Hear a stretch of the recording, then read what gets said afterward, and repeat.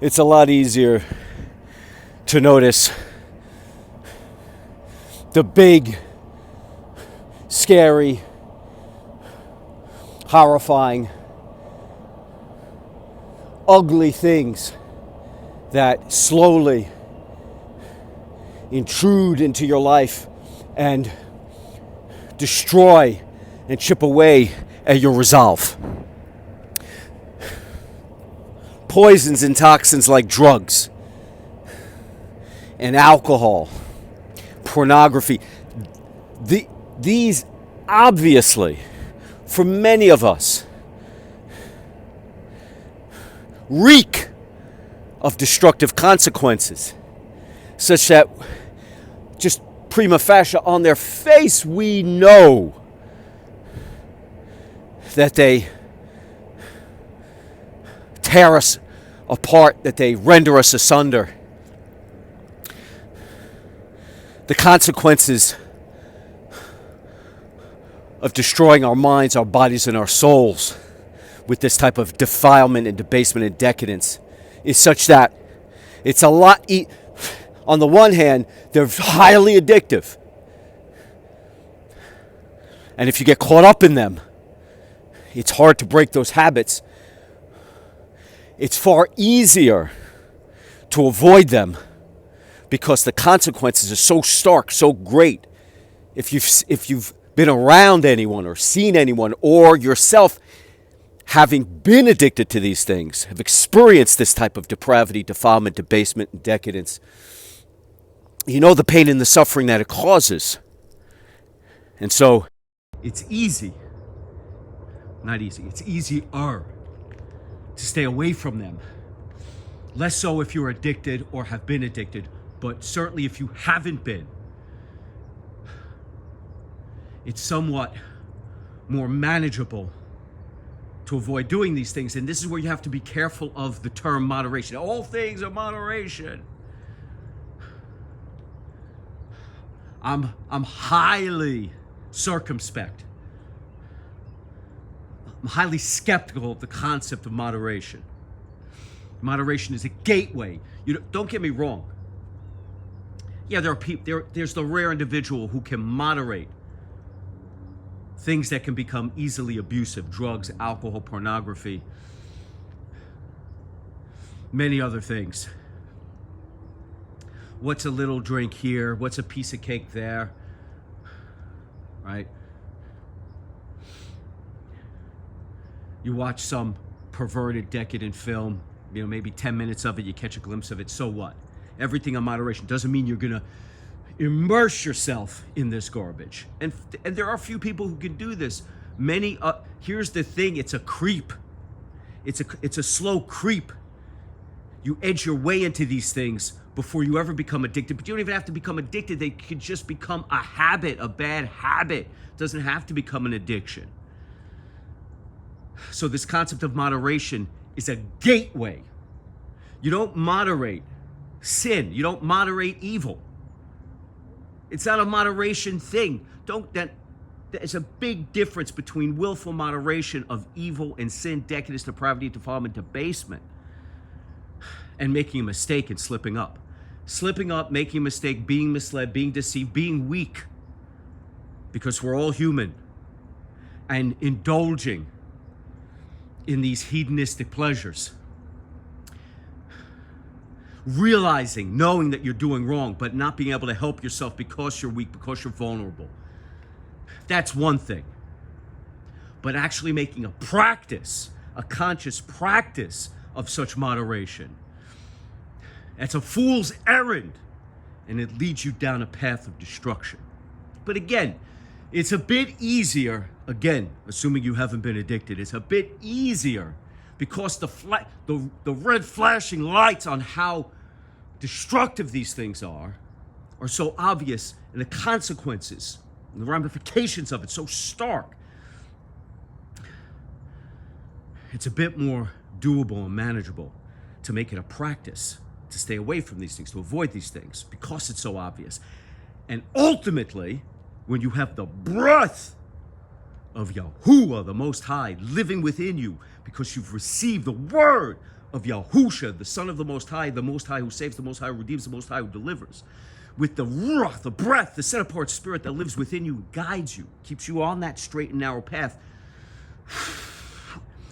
You can wield the ruach, the breath. I've talked about this the other day. You can wield the breath, the ruach, to dissolve all of the darkness, all the wayward frequencies, all the negative energy that gets in your way.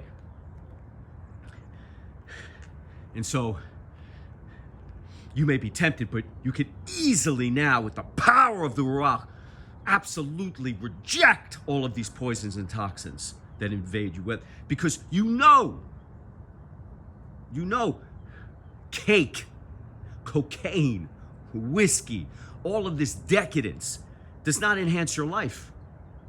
It poisons your life. So again, it's a lot more manageable because the flashing red lights are so bright on these things. And with the ruach living within you, you dissolve it all. I have zero temptation from these things. Haven't had a drink in over 2 years.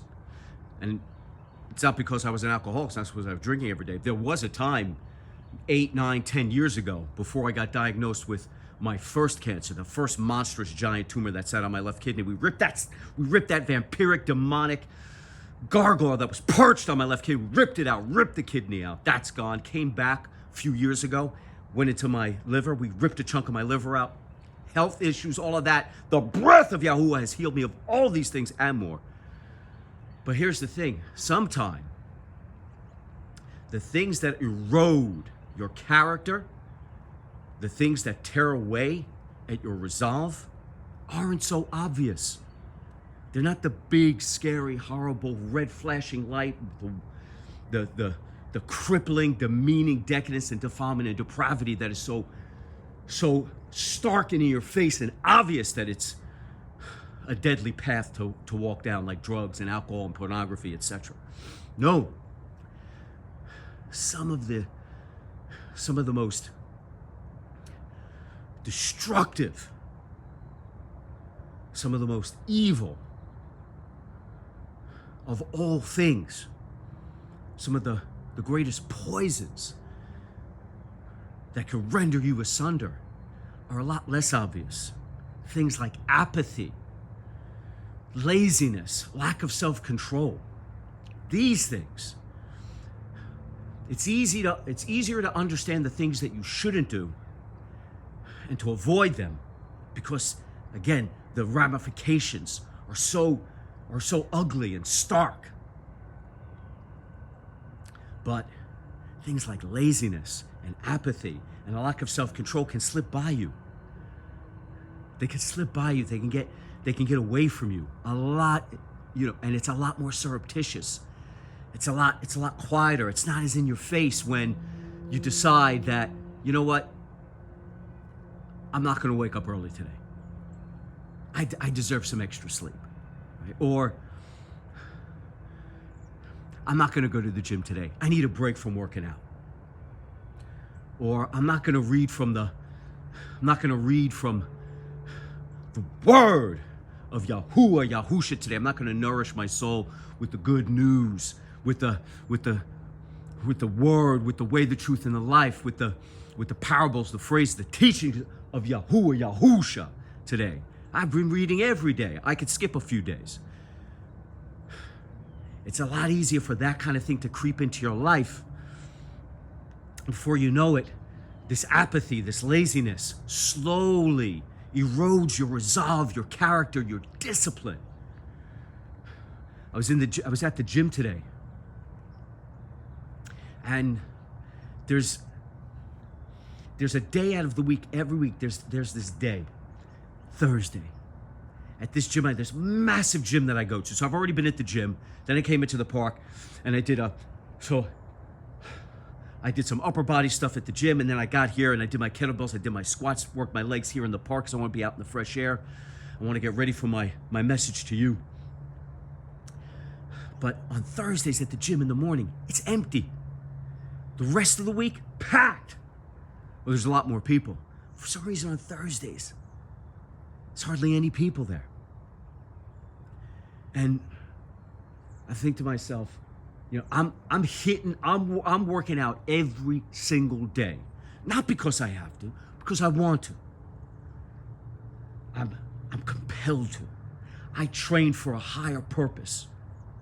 The Bashora, the good news that I consume every day to nourish my soul, it's not because I have to. I don't do it begrudgingly.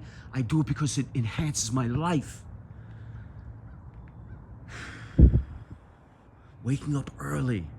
I get up, my alarm's set for 4 o'clock, wake up at 3:54 today. Most days I wake up before the alarm because I'm raring to go, because I have so many great things I want to accomplish. I want to be out there, I want to be running, I want to be moving, I want to be driving, I want to be pushing, I want to be honoring and revering Yahuwah, Yahusha, spreading the good news.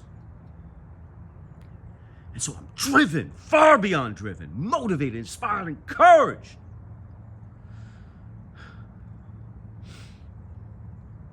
But these things creep into your life. And just as you're able to avoid the poisons and the chemicals and the toxins that can invade yourself, the demons of this world, the psychic vampires and negative influencers that can corrupt you, mislead you, and deceive you, because you're filled with the breath, it's easier to dissolve these negative frequencies. So too, when being filled with the set-apart spirit and the breath of Yahuwah, Yahusha, are you driven not just to avoid the things you shouldn't be doing, but to do the things that you should be. Getting up early so you can get a handle on the day, so you can attack the day, so you can be on top of the day, so you can be ahead of the day, so you can be the tip of the spear on the day. Working out, training so that you keep the temple strong in reverence and honor and respect for the creation and the temple that Yahuwah has given you to house the breath, the ruach.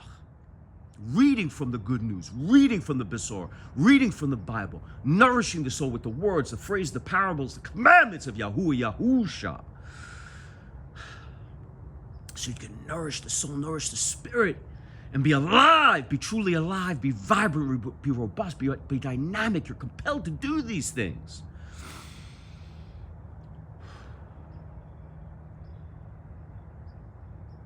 But hey, if it's everything in moderation, I'll sleep a bit extra today, I'll skip the gym today, I don't need to read from the good news today, I can have a bit of whiskey today, it's the weekend, time to celebrate, all these things in moderation. Exploiting your weaknesses, exploiting your vulnerability, and slowly chipping away and ebbing away at your character, at your resolve, tearing you asunder inch by inch, because nothing hits you like a tidal wave. The only thing that hits you like a tidal wave is your salvation, is in surrendering to Yahuwah, Yahusha, is in confessing with your word that he came in the flesh and receiving him. And then you're hit like a tsunami with the breath, with the set-apart spirit, such that your heart is healed instantly. But you don't just walk into a heroin addiction. You don't just dive into the bottom of a bottle that you've never been in before. It happens in inches. So too, not waking up early. So too, missing a workout. So too, not reading from the good news, the teachings and the parables, the phrases of Yahuwah, Yahusha. These things take place. It's a game of inches, both on the negative side and the positive side. Everything is in pieces. We talked about incrementalism the other day. The great things that you achieve in the name of Yahuwah happen one step at a time, but so too does your descent into hell. That's why this game of moderation is BS. It's a gateway to decadence, depravity, defilement, and debasement. After Yahuwah, Yahusha is immersed by Yohanan, John the Immerser, John the Baptist, he heads off. The spirit, the ruach, the breath of Yahuwah leads him into the desert. And after he's been fasting for 40 days and 40 nights, the trier, the tempter, the adversary, the Lord of the flies, the Lord of filth, Hashatan, Satan, tempts him. fasting for 40 days and 40 nights, Satan comes to Yahusha in the desert and says, "You're the son of the Most High. You could turn these stones into bread." Tempting Yahusha, the Most High who redeems. And Yahusha says to him,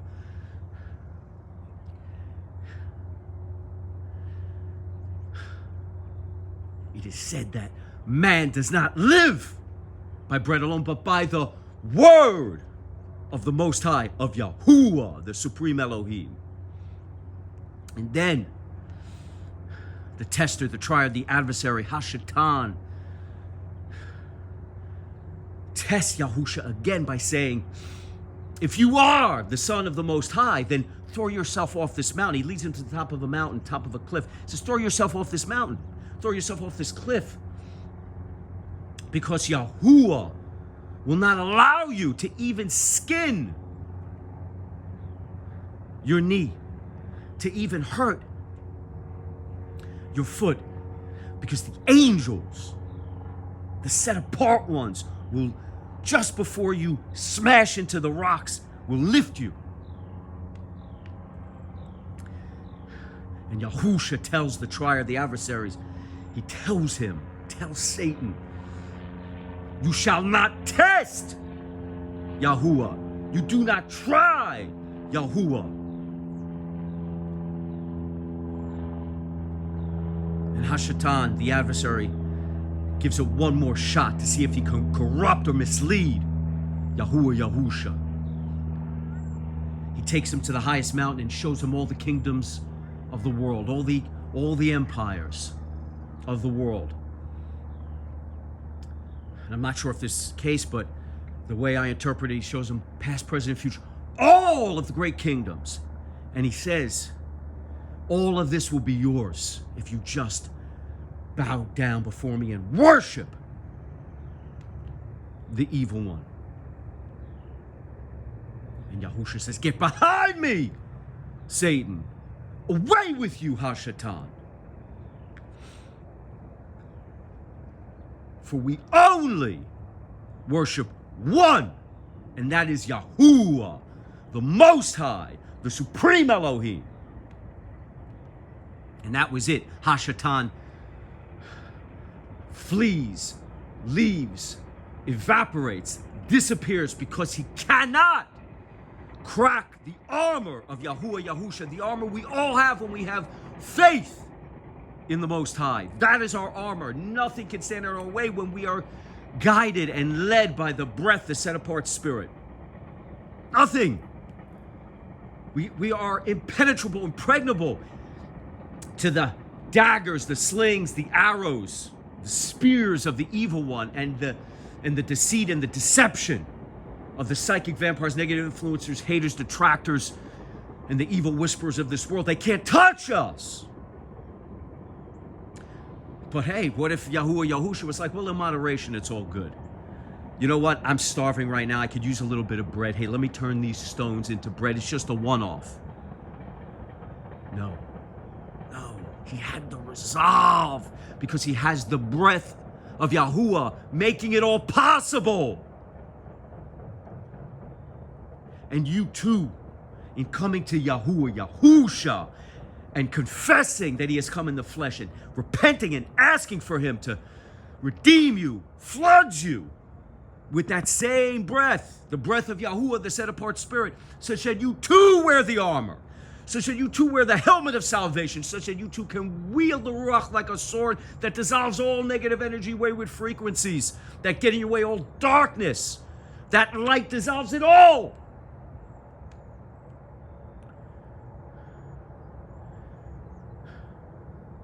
It not only allows you to reject the poisons that would infiltrate your life, but it encourages you, inspires you, and motivates you, and compels you to do the things that you know will allow you to honor, revere, and love Yahuwah with all your heart, soul, mind, and strength. Love your fellow man as you love yourself, and be that tree, that sturdy tree that your people can lean on, and whose fruit they can eat of, so that they are sustained and they are nourished.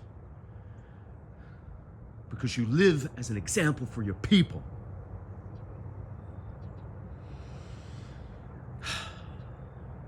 And this is why, out here early in the morning, up early in the morning, hitting it at the gym, out here in the field, doing the work, training the temple, reading from the good news, reading from the Basara, nourishing my spirit with the words, the phrases, the teaching, the power, the commandments of Yahuwah, Yahusha.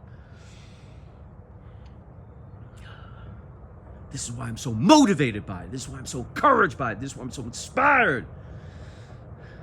Get some! Get some! Let us move together, relentless, ceaseless, undeniable, unstoppable, unconquerable, as we move with the greatest of resolve in all truth and strength, steadfast in the name of Yahuwah, as we march to kingdom come.